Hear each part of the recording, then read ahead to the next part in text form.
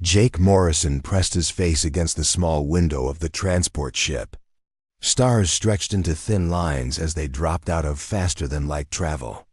Ahead of them, Kepler Station grew larger by the second. The massive space station looked like a metal city floating in the darkness. Its towers and rings spun slowly, creating artificial gravity for the thousands of beings living inside. This was it. The Galactic Military Academy. Jake had dreamed of this moment for 2 years, ever since Earth joined the Galactic Federation.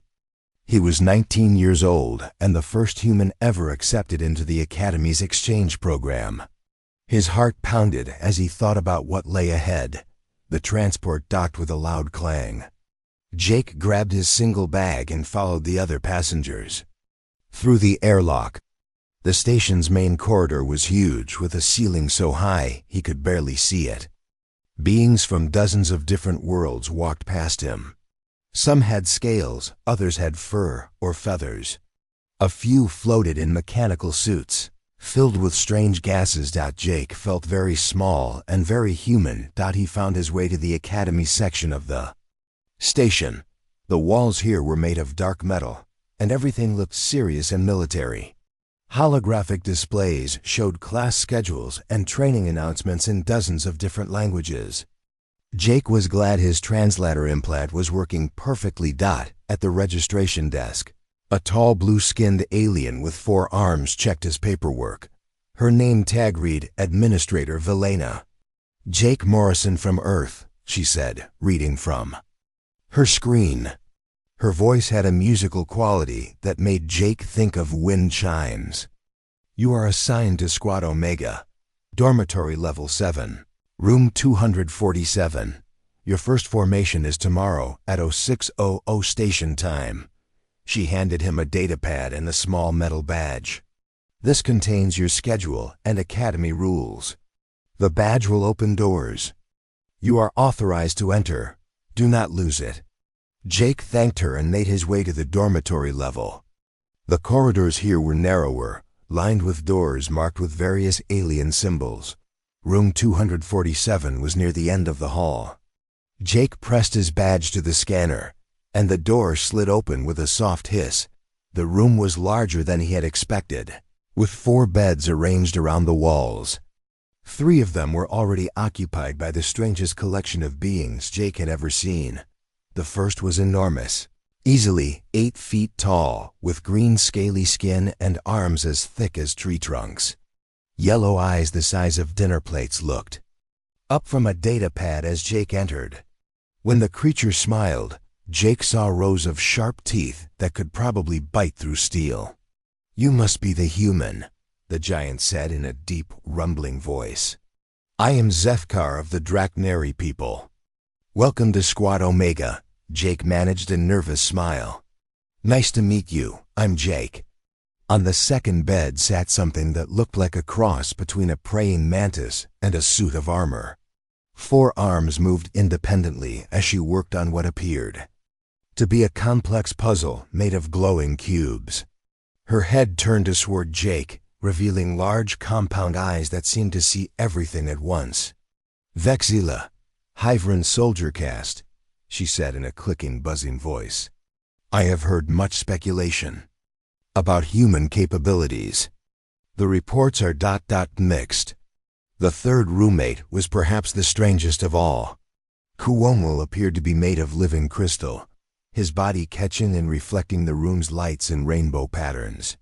When he spoke, his voice created harmonious tones that Jake felt as much as heard. "Greetings, Jake Morrison. I sing welcome songs for new pack brother. Human species is mystery puzzle to crystal minds." Jake set his bag on the empty bed and looked around at his new squad mates. Each of them was clearly designed for combat in ways that humans simply were not. Zefkar's claws could tear through metal. Vexila's carapace could probably stop bullets. Cuomo's crystal body looked like it could shatter bone with a single blow. And then there was Jake.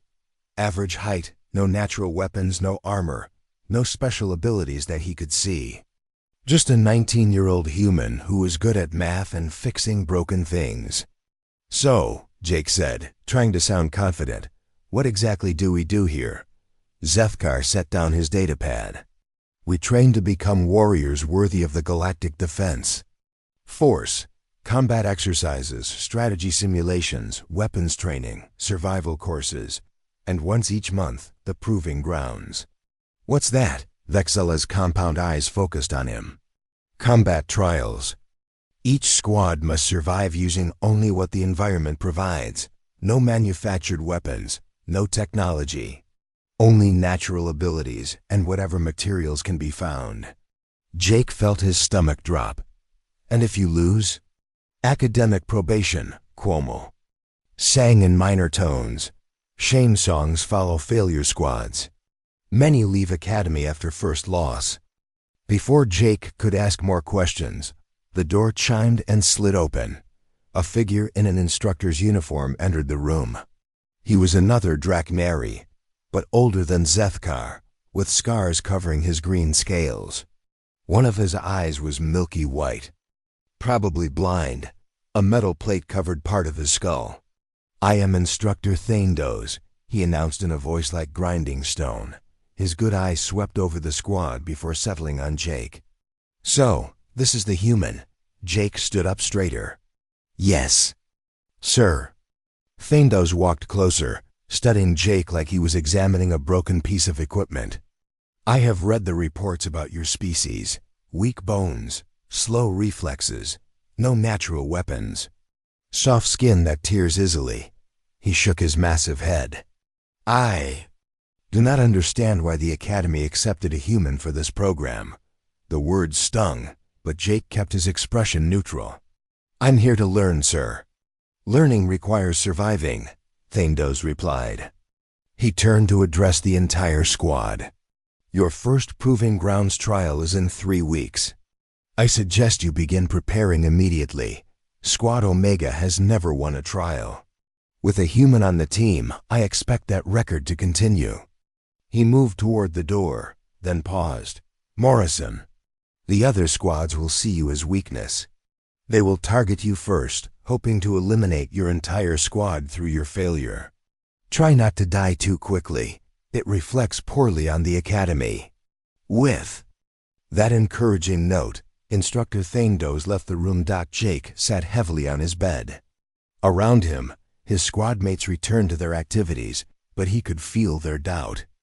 They were probably wondering how they had gotten stuck with the weak human who would drag them down. Outside the small window, stars wheeled slowly as the station rotated.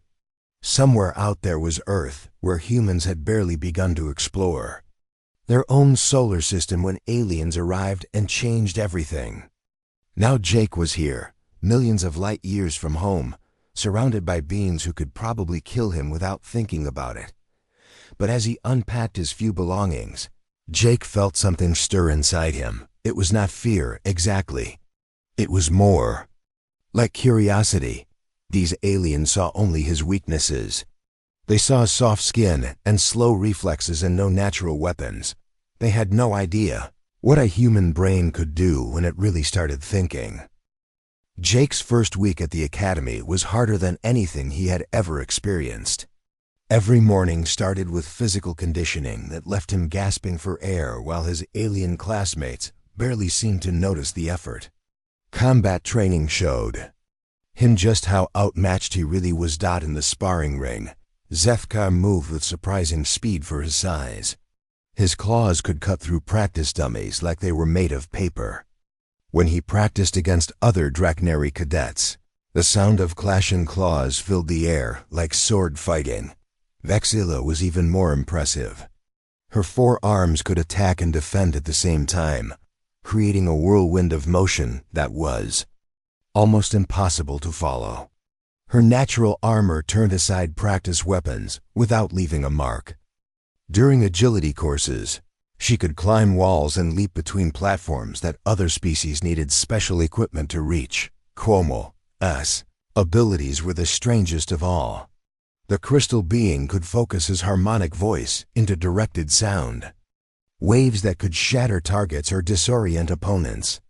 During one demonstration, He sang a single note that made every cadet in the room clutch their heads in pain. All except Jake, who noticed that humans seemed less affected by the sonic attacks than other species. Then there was Jake. He could run decent distances without getting too tired. And his reflexes were not terrible, but compared to his squad mates, he might as well have been a child playing with adults. In combat simulations, he lasted an average of 12 seconds before being eliminated. The other squads noticed his weakness immediately. Squad Alpha was led by Crixton, a Drachnary even larger than Zethkar. His scales were darker, almost black. And when he smiled, it looked like a predator showing off its teeth. Crixton had won every combat trial since arriving at the academy 2 years ago. "Look at Squad Omega," Crixton announced loudly during lunch one day. They brought a pet human to fight for them. His squad mates laughed, a sound like rocks grinding together. Jake kept eating his meal, trying to ignore the comments. Around him, the massive cafeteria was filled with dozens of different species, all of them stronger and more dangerous than humans. He could feel their eyes on him, measuring his weakness. "I heard humans are so fragile, they break bones just from falling down," said Nexara, a hive wren from Squad Beta. Her compound eyes glittered with amusement. "Perhaps we should wrap the human in soft materials to protect it." More laughter echoed through the cafeteria. Jake's appetite disappeared, but he forced himself to keep eating. Showing weakness would only make things worse. Squad Gamma's leader, a tall crystalline being named Thelver, projected his thoughts in musical tones. Query concern: will proving grounds be postponed to accommodate human limitations? Suggestion: perhaps smaller arena, softer materials, extended time limits? Even Cuomo, Jake's own squadmate, sang a slightly embarrassed harmony. The crystal being was trying to be supportive, but Jake could hear the uncertainty in his tones. After lunch, Jake found himself walking alone through the academy's corridors. His squad mates had gone to advanced combat training, a class that humans were not allowed to attend due to safety concerns. Jake was supposed to spend the time in the library, studying military history and tactics. He made his way to the library, a vast space filled with holographic displays and data terminals. Most of the other cadets avoided the place, preferring physical training to book learning. Jake had the place almost entirely to himself. He started by researching the Proving Grounds trials. The Academy's database contained records going back 50 years. Jake read about battles fought in desert environments, jungle worlds, Arctic wastes, and asteroid fields. Each trial was different, but they all had one thing in common. Victory usually went to the squad with the most raw physical power. Squad Alpha had won the last 6 trials in a row. Their strategy was simple and effective: charge straight at the enemy and overwhelm them with superior strength and natural weapons. It worked because most species thought the same way. Fight hard. Fight fast. Use your natural advantages. Jake dug deeper into the records. He found technical specifications for the various trial environments, detailed maps, even weather data. Most cadets probably never bothered to look at this information. They were too busy practicing their combat skills. But Jake was not like most cadets. He studied the upcoming trial environment, a rocky mountain region with scattered boulders, narrow passages, and several elevated positions. The terrain was designed to test adaptability and environmental awareness. According to the notes, it was based on the geology of Kepler Prime, the planet where the station orbited. Jake pulled up geological surveys of the area. He learned about rock types, structural weaknesses, and how different formations responded to pressure and weight. He studied the effects of weather on stone, how temperature changes could create fractures, and how water could erode seemingly solid surfaces. While he worked, other cadets occasionally passed by the library. They looked at him with mixtures of pity and amusement. The weak human hiding in the library while real warriors trained for battle. Jake? He looked up to see Vexila standing beside his table. Her compound eyes reflected the holographic displays, creating a kaleidoscope effect. "Your squad mates were concerned about your absence from evening training," she said in her clicking voice. Jake saved his research and closed the display. "I was studying." "Studying will not improve your combat effectiveness. Physical training might help you survive the first few minutes of the proving grounds." They walked together toward the dormitory level. The corridors were quieter now, with most cadets either in training or resting in their rooms. "Vexella," Jake said carefully, "what do you know about the mountain environment we'll be fighting in?" Her antennae twitched, which Jake had learned was the Hyvran equivalent of a shrug. Rocky terrain. Many places to hide. Good for ambush tactics. "Have you ever studied the geological composition of the rocks?" Vexilla stopped walking and looked at him with all four compound eyes. "Why would a warrior need to know about rocks?" "Rocks are obstacles to overcome or weapons to throw." Jake nodded slowly. That was exactly what he had expected her to say. It was probably what every cadet in the academy would say when they reached their room. Zefkar and Cuomo were reviewing combat footage from previous trials. They looked up as Jake entered. "Human friend returns from knowledge gathering," Cuomo sang in welcoming tones. Squad brothers were concerned about absence from training. "I'm fine," Jake said, sitting on his bed. "Just doing some research." Zefkar's yellow eyes studied him carefully. "Research will not help you in combat, Jake. You need to build strength, improve your reflexes. The other squads already see you as our weakness." Jake had heard this conversation before. His squad mates meant well, but they did not understand what he was really doing. They saw his time in the library as avoiding the real work of becoming a warrior. "I know you're trying to help," Jake said. "But maybe being weak isn't the worst thing that could happen to our squad." His squad mates exchanged glances. They were probably wondering if the stress of academy life was affecting his thinking. Jake lay back on his bed and stared at the ceiling. Tomorrow would bring more training, more demonstrations of his physical inadequacy, more comments from other squads about the weak human dragging down Squad Omega. But tonight, he would continue his research. While every other cadet in the academy was practicing how to fight, Jake was learning something different. He was learning how to think. 3 days before the Proving Grounds trial, Jake made a decision that surprised everyone. He walked into Instructor Thaindos's office and requested permission to visit the arena early. The scarred Draknari looked up from his reports with his one good eye.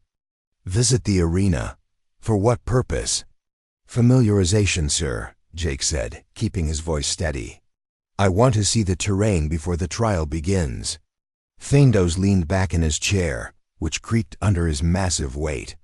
"Most cadets prefer to spend their final days in combat practice. You wish to go sightseeing instead?" "I learn better by observing the environment first, sir." A sound escaped from Thaindos that might have been laughter. "Very well, human. Perhaps seeing the arena will help you understand how quickly you will be eliminated. You have 2 hours tomorrow morning. Do not damage anything." Jake thanked him and left the office. Behind him, he heard Thaindos talking to someone on his communicator. "The human wants to visit the arena early. Yes, I know it is unusual. Perhaps he hopes to find a place to hide." The next morning, Jake took a transport shuttle to the arena complex.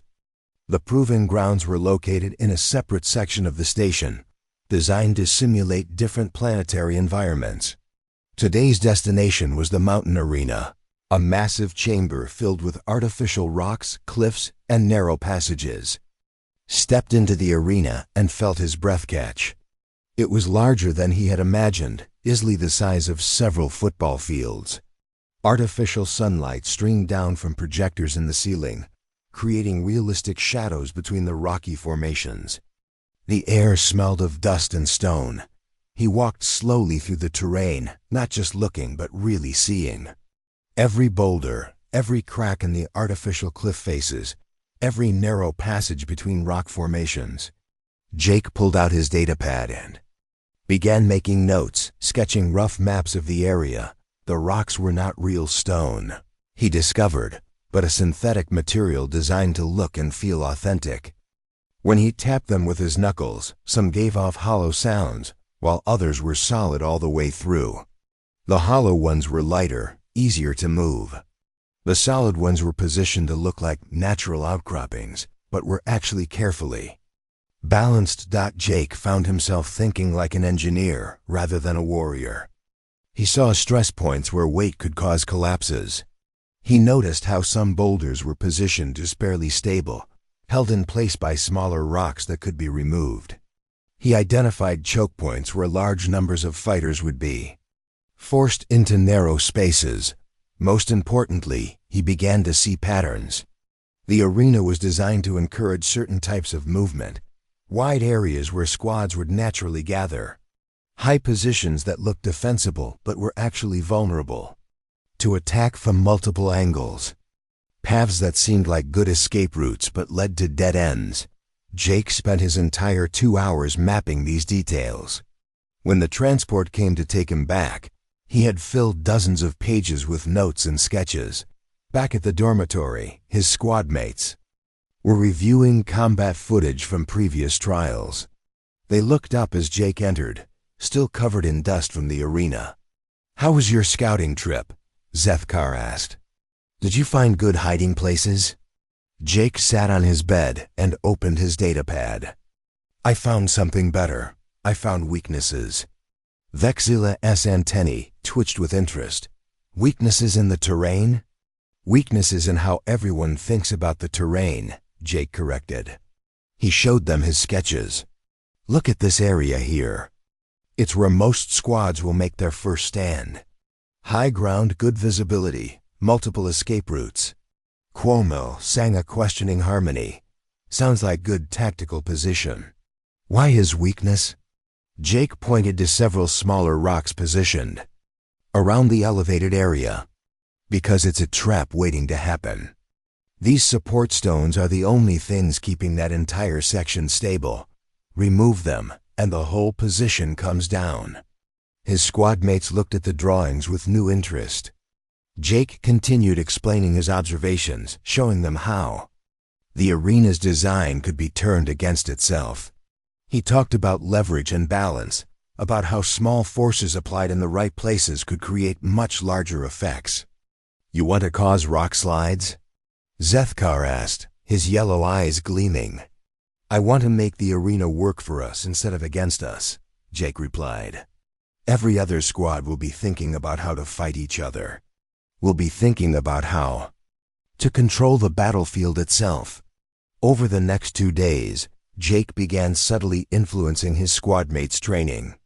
During combat practice, he suggested formations that would naturally position them near the structural weak points he had identified. He shared his observations about their likely opponents, noting behavioral patterns he had seen in previous trials. "Crixton always charges straight forward," Jake explained during one strategy session. "Squad Alpha's entire approach is based on overwhelming force applied directly. They never consider indirect approaches." "And Squad Beta?" Vexila asked. "The Hyvern prefer high ground. They'll go for the elevated positions immediately, probably this cluster here." Jake pointed to his map, which puts them right above the most unstable section of the arena. Cuomo sang thoughtful harmonies. "Human friend sees battlefield like puzzle problem, very different from warrior thinking." Jake nodded. "That's exactly right. Everyone else sees the arena as just a place to fight. I see it as a tool we can use." He spent hours working with each squad mate individually, not trying to change their natural fighting styles, but helping them understand how those styles could be enhanced by environmental awareness. Zethkar's strength could be used to position key stones rather than just attacking enemies. Vexila's agility would let her trigger carefully prepared traps from safe distances. Cuomo's sonic abilities could destabilize rock formations at precisely the right moments. The night before the trial, Jake lay in his bed reviewing his plans one final time. Around him, his squad mates were also preparing, but in their own ways. Zethkar sharpened his claws on a practice stone. Vexila performed stretching exercises that looked like a deadly dance. Huomel sang soft harmonies that probably helped him focus his sonic abilities. Jake had no claws to sharpen or armor to polish. His preparation was all in his mind, a complex web of cause and effect that he had spent days perfecting. He had memorized the location of every important stone, every weak point, every potential trap in the arena. Other cadets were probably spending these final hours psyching themselves up for battle, visualizing glorious combat and decisive victories. Jake was doing something different. He was visualizing physics, tomorrow. While 11 other squads fought each other with tooth and claw and natural weapons, Squad Omega would be fighting with something else entirely. They would be fighting with the arena itself. Jake closed his eyes and went through his plan one more time. Step by step, cause and effect, action and reaction. It was complicated and risky, and it depended on his squad mates trusting him completely. But if it worked, they would win without throwing a single punch. And if it didn't work, they would probably be eliminated in the first few minutes, just like Instructor Thandos expected. Jake smiled in the darkness. Tomorrow would be very interesting indeed. The morning of the Proving Grounds trial arrived with artificial sunlight streaming through the arena's ceiling projectors. Jake stood with his squad mates at one of 12 entry points, watching as the other squads prepared for battle. The energy in the air was electric, filled with the sounds of claws being tested, armor being adjusted, and voices raised in battle songs. Squad Alpha took up position near the center entrance. Crixton towered above his squad mates, his black scales gleaming like polished metal. He flexed his massive claws and roared a challenge that echoed through the arena.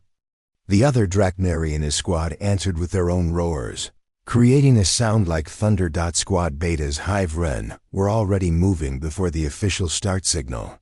Nexara led her team in a coordinated dance, their forearms moving in perfect synchronization. They were testing their reflexes, preparing for the lightning-fast combat that was their specialty. Squad Gamma's crystalline beings stood in perfect silence, their bodies catching the artificial sunlight and throwing rainbow patterns across the rocky ground. When they communicated, it was through harmonic frequencies too low for most species to hear properly. 11 other squads, each one filled with natural predators who had spent their entire lives preparing for combat. And then there was Squad Omega, with 3 capable warriors and 1 human who looked like he would rather be anywhere else.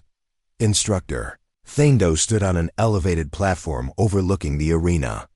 His scarred face was expressionless as he activated the communication system.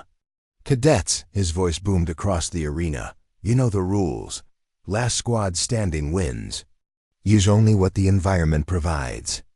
No manufactured weapons or technology. Medical teams are standing by for serious injuries."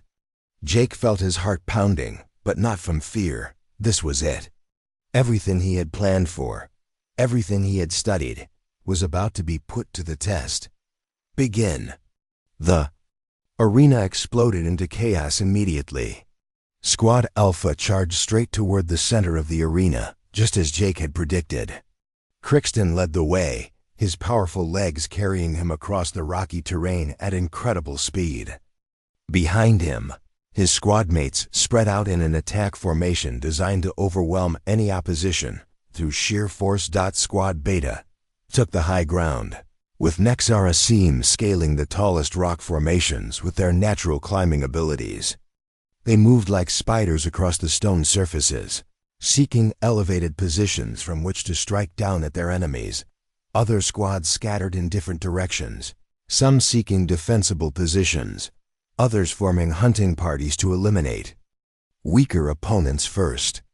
The sound of combat echoed through the arena as claws met carapace and harmonic weapons clashed with natural armor. Jake, immediately separated from his squad mates, appearing to run toward a cluster of large boulders near the arena's edge. To anyone watching, it looked like the human was doing exactly what everyone expected, running away from the fight in panic. "Jake," Zefkar called after him. "Where are you going?" "Trust me," Jake shouted back. "Follow the plan." His squad mates hesitated for only a moment before following him. They had spent days preparing for this, and despite their doubts about Jake's abilities, they had learned to respect his strategic thinking. Jake reached the first of his prepared positions, a seemingly random pile of rocks near the arena's eastern wall, but there was nothing random about it. Jake had studied this formation carefully, identifying the key stone that held the entire structure in balance. He could hear Squad Delta approaching from behind, their crystalline leader singing attack, harmonies that made the air vibrate. Perfect timing. Jake grabbed a smaller rock and used it as a lever, applying precise pressure to the key stone he had identified. Physics took over. The carefully balanced pile shifted, then collapsed in a controlled avalanche that created a natural barrier between Squad Omega and their pursuers. Squad Delta found themselves facing a wall of newly fallen stones, their path blocked. While they tried to find another way around, Jake was already moving to his second position. "Zefkar now," Jake called. The big Drakneri understood immediately. Using his massive strength, he pushed against a specific boulder that Jake had marked.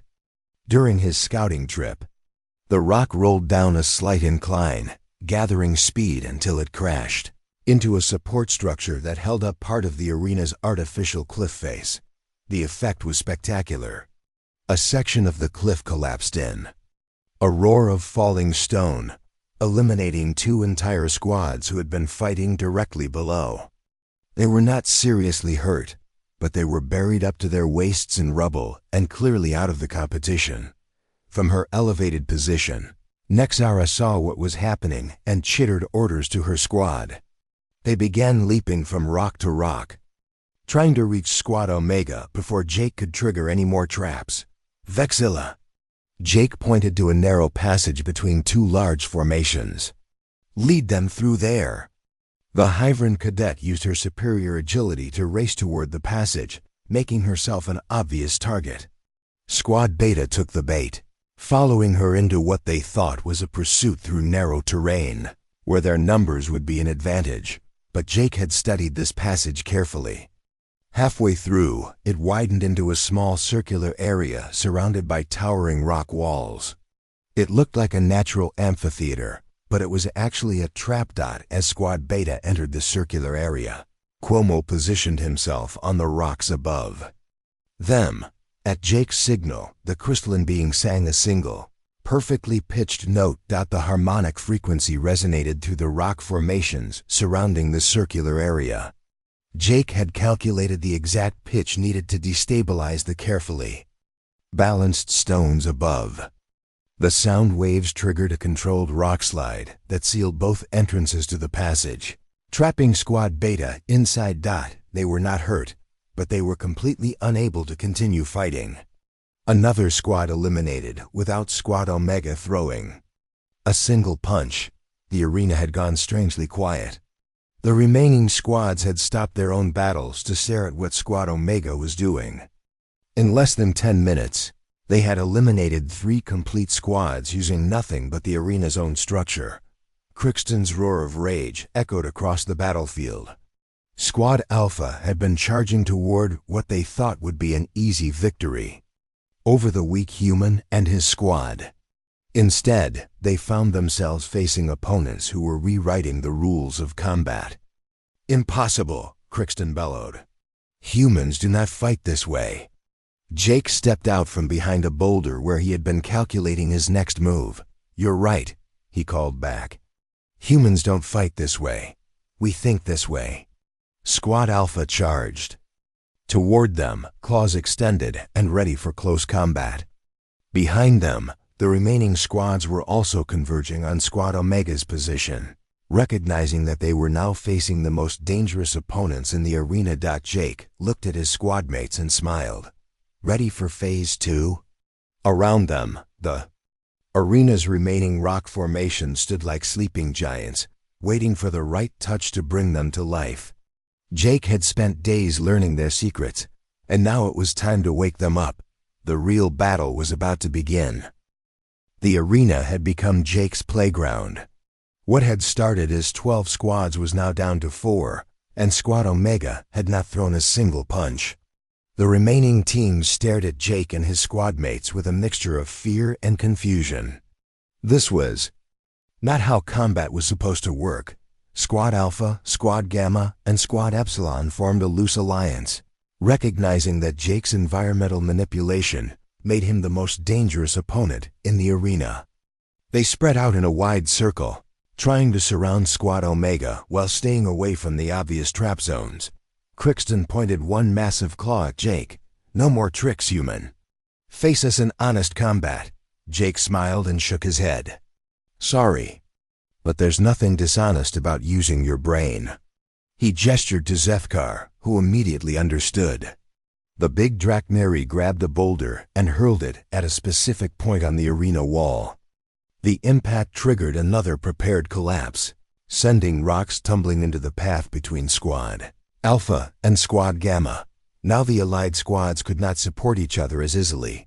Squad Epsilon tried to attack from the left flank, but Vexila was ready. She led them into another narrow passage, this one lined with carefully balanced stones.